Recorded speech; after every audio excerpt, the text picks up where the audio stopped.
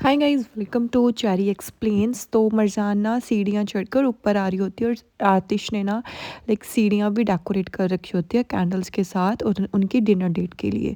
तो जैसे ही मरजान अंदर आते हैं ना तो आतिश ना प्रिपरेशंस कर रहा होता है और वो जैसे गेट ओपन करती है तो आतिश ना फिर जल्दी से उसकी तरफ देखने लगता है। और जैसे ही वो उसकी तरफ देखता है ना तो वो ऐसे बिल्कुल शॉक हो जाता है क्योंकि मरजान बहुत ज़्यादा खूबसूरत लग रही होती है और ना वो कॉन्टीन्यूसली ऐसे मरजान की तरफ देखता ही रहता है और उसके अंदर ही खो जाता है। भाई अगर मेरे वाले ने मेरी तरफ ऐसे नहीं देखा ना तो देख लेना। फिर उसके बाद असली भी ना उन दोनों को वहाँ पर खड़ी हुई ना देख लेती है और आतिश अभी भी मरजान को ही देख रहा होता है और मरजान के पीछे खड़ी असली उनको देख कर ऐसे ना पूरी जल बुन रही होती है और ना वो ऐसे शॉक होती है कि इनका तो डाइवोर्स होने वाला है, स्टिल ये दोनों क्या कर रहे हैं। तो आतिश ना फिर मरजान के पास जाता है और मरजान को जाकर बोलता है कि मरजान तुम बहुत ज़्यादा खूबसूरत लग रही हो, यू लुक वेरी ब्यूटीफुल। तो मरजान ना खुश हो जाती है और मरजान बोलती है कि थैंक यू सो मच।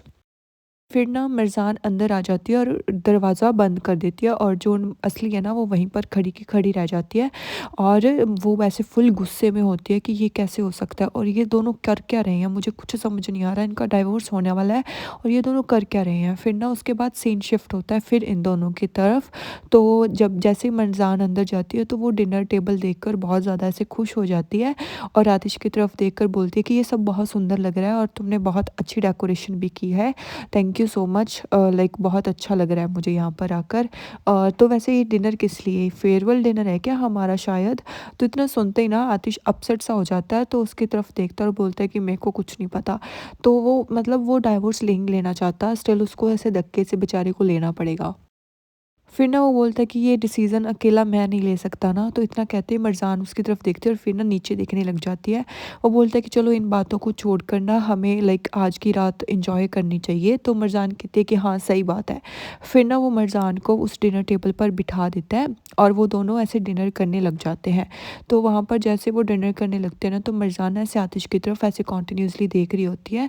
तो फिर ना वो बताता है कि ये डिशेज़ ना लाइक जो भी तुम्हारी फेवरेट डिशेज़ थी सब सिसक ने प्रिपेयर की है, मैंने उसे बता दिया था और आई होप तुम्हें पसंद आएगी। इटली में तुमने लाइक इटालियन फूड तो नहीं खाना था, इटली में रही थी ना तुम तो वो बोलती कि नहीं, मेरे को भले मैं कितना टाइम ही कहीं पर रह लूँ बट मेरे को टर्किश फूड ही ज़्यादा अच्छा लगता है। और इतना सुनते ही ना आतिश खुश हो जाता है और आतिश ऐसे स्माइल करने लगता है, भाई अभी वेट करना, असली की आग लगेगी। फिर उसके बाद ना वो उसको लाइक तारीफ़ करता रहता है। फिर उसके बाद सीन शिफ्ट हो जाता है, वो होता है असली पर। तो असली ना बाहर निकल कर उनकी खिड़की में से ना बाहर देखने की लाइक अंदर देखने की कोशिश कर रही होती है और वो ना उसका ना रो रो कर ना ऐसे बुरा हाल होता है और उसको ना वो सीन याद आने लगते हैं जब मरजान वापस आई थी और आतिश भी उसके पीछे पीछे वापस आ गया था। और इतना याद करते करते ना वो रो रही होती है और तभी उसकी माँ भी वहीं पर आ जाती है और उसको देख कर ना रोते हुए उसके पास जल्दी से आती है और बोलती है कि असली, असली तुम यहाँ पर क्या कर रही हो, हाँ, और यहाँ पर इस रात, इतनी रात को तुम यहाँ पर क्या कर रही हो, क्या काम हो गया, कुछ हुआ है क्या, तुम रो क्यों रही हो। तो असली ना उसकी तरफ देखती है, बोलती है कि आतिश ने ना लाइक रोमांटिक डिनर प्रिपेयर किया है मरजान के लिए, ये कैसे हो सकता है, हाँ वो ये सब क्यों कर रहे हैं और आपको पता है कि उनका डाइवोर्स होने वाला है फिर भी वो ये सब कर रहे हैं। और मॉम मुझे ना ये सब पता है कि उनकी नाइट कैसे स्पॉइल करनी है और कैसे ख़राब करनी है। और वो ना वहाँ से जाने लगती है, उसकी माँ ना उसको पकड़ लेते, वो बोलती कि मैं तंग आ गई हूँ ये तुम्हारे गुस्से से, तुम चाहती क्या हो, हाँ जाकर आतिश को क्या बोलोगे वहाँ पर जाकर, तुम ना लाइक मेरे को तंग कर रही हो असली। अब वो बोलती कि माँ मेरी हाथ छोड़ दीजिए मेरा।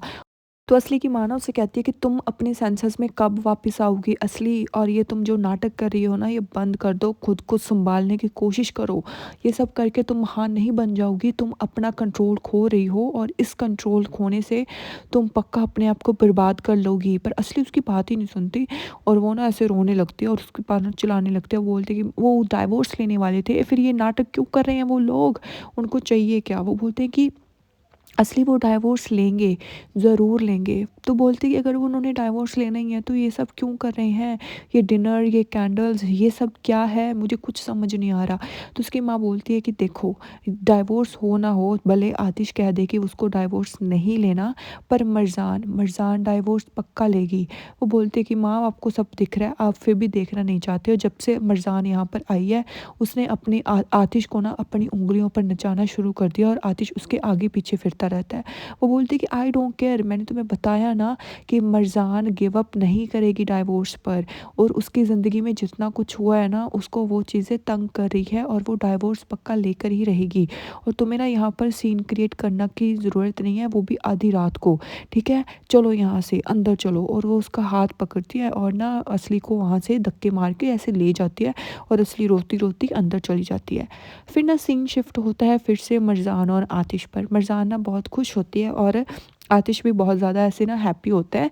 तो वो उठता है और जाकर ना म्यूज़िक ऑन कर देता है। तो मरजान उससे पूछती है, तुम क्या करने की कोशिश कर रहे हो? तो वो बोलता है कि कुछ नहीं, मैं तो डिनर कर रहा हूँ। वो बोलती है कि ऐसे प्रिटेंड मत करो जैसे तुम्हें पता नहीं मैं किस बारे में बात कर रही हूँ और किस चीज़ के लिए पूछ रही हूँ। तो वो बोलता है कि Marjan please make your comfortable, तुम्हें ऐसे फ़ील करने की ज़रूरत नहीं है। फिर ना फाइनली आतिश उससे पूछ लेता है कि तुमने मुझे कॉल क्यों नहीं की? तो मरजान कहती है कि तुमने कौन सा कॉल की थी?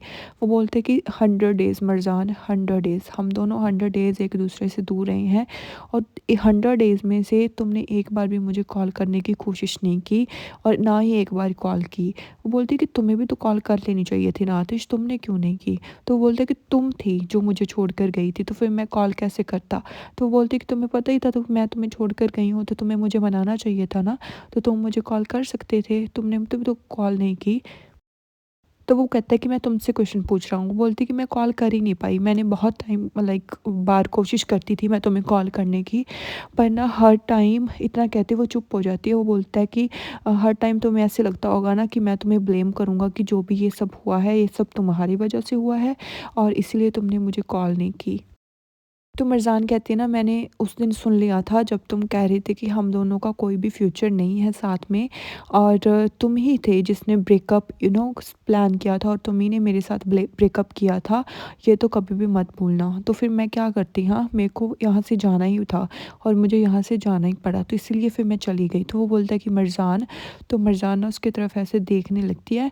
तो वो बोलता है कि मैंने लाइक तुम्हें कभी भी ब्लेम नहीं किया जो भी हुआ हमारी ज़िंदगी में, पर आज तक मैंने कभी भी तुम्हें उस चीज़ के लिए ब्लेम नहीं किया। हाँ, एट फर्स्ट मुझे बहुत ज़्यादा ऐसे गुस्सा आया था तुम्हारे पापा के ऊपर और मैंने वो बहुत बड़ी मिस्टेक कर दी कि तुम्हारे पापा को गुस्सा मैंने लाइक तुम्हारे ऊपर उतार दिया, और वो सबसे बड़ा लाइक मेरा नेगेटिव पॉइंट था। और मुझे ये हमेशा से पता था कि तुम इनोसेंट हो और तुम्हारी इसमें कोई भी गलती नहीं है। तो मरज़ाना फिर उसकी तरफ देखती है, वो बोलती है कि लाइक कुछ भी हो आतिश, ये चीज़ें ना अब जो हमारे साथ हो चुका है ना उसे चेंज नहीं कर सकती, राइट? और आई विश कि हमारी मैरिज ना किसी और सर्कमस्टेंसेस में हुई होती, इन चीज़ों की वजह से ना हुई होती, शायद हमारी मैरिज और लाइक लंबा टाइम हम साथ में रहते। तो फिर ना तभी आतिश खड़ा हो जाता है और मरज़ान के पास आता है और उससे पूछता है कि will you dance with me? तो मरज़ान ना उसकी तरफ ऐसे देखती है और वो ना अपना हाथ उसके आगे बढ़ा देता है। तो मरज़ाना से थोड़ी हैप्पी सी हो जाती है, फिर वो दोनों ऐसे डांस करने लगते हैं। तो जैसे वो दोनों डांस कर रहे होते हैं ना, तो आतिश को ना अपने आप को कंट्रोल करना थोड़ा बहुत ज़्यादा लाइक हार्ड होता जा रहा होता है, और मरज़ाना कॉन्टिन्यूसली लाइक उसकी तरफ ऐसे देखती रहती है और आतिश भी उसकी तरफ ऐसे ना देखता रहता है। फिर ना वो दोनों ऐसे अपने डांस में ना ऐसे बिज़ी हो जाते हैं और लाइक वो ऐसे डांस करते ही रहते हैं कॉन्टिन्यूसली। फिर ना आतिश ऐसे मरज़ान की तरफ देखता है और मरज़ान को ना फिर वो उसके कान के पास जाकर बोलता है कि लाइक जब हमारा डाइवोर्स हो जाएगा उसके बाद तुम क्या करोगी? तो इतना सुनते ही ना मरज़ान थोड़ी सी अपसेट हो जाती है। तो वो आतिश की तरफ देखती है और बोलती है कि मेरे को नहीं पता मैं क्या करूँगी, मैंने इसके बारे में ना कभी भी सोचा ही नहीं कि इसके बाद मैं क्या करूँगी। तो क्या तुमने सोच लिया? तो हमारी डाइवोर्स के बाद तुम क्या करोगे? तो आतिश इतना सुनते ही ना कुछ सोचने से लग जाता है और बोलता है कि लाइक मैंने अभी तक कुछ भी प्लान नहीं किया है कि मैं क्या करूँगा या फिर क्या नहीं। तो फिर वो बोलती है कि लाइक तुमने ये प्लान नहीं किया क्या? क्या तुम यहाँ से चले जाओगे हमेशा के लिए? तो उसकी तरफ देखती है, वो बोलती है कि तुम्हारे पास तो कुछ प्लान्स होंगे ही ना कि डाइवोर्स के बाद में क्या करना है, क्योंकि ऑलरेडी तुम तो प्लान्स बना के आए थे। तो उसकी तरफ देखता है, वो बोलता है कि नहीं, मैंने इसके बारे में अभी कुछ भी नहीं सोचा है मरजान। और लाइक मैं तुमसे इतना टाइम दूर रहा हूँ, इतने मंथ तुमसे मैं दूर रहा हूँ। अब मैं लाइक जस्ट तुम्हारे साथ जीना चाहता हूँ। अब मैं इस चीज़ों के बारे में पढ़ना ही नहीं चाहता, इन चीज़ों के बारे में मैं सोचना ही नहीं चाहता, इसीलिए मैंने किसी भी चीज़ पर ध्यान नहीं दिया। अब जस्ट हमारे डाइवोर्स के जितने भी दिन बचे थे ना, मैंने सोचा कि मैं उन्हीं को जीऊँगा और मैं तुम्हारे साथ ही वो पल जीना चाहता हूँ, और यहीं पर ये पार्ट एंड हो जाता है।